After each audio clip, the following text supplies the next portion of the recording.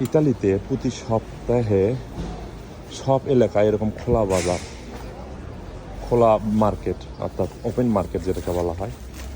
তা আপনার এটা হলো সরকারিভাবে লাগানো হয়। একটু টিপ টিপ করে বৃষ্টি করতেছে, দেখেন। এখানে ক্রেতা হলো সব ধরনের মানুষ, বিদেশি থেকে শুরু করে সবাই। এটাকে বলা হয় খোলা বাজার, সরকারিভাবে লাগানো হয়। কত সুন্দর দেখছেন।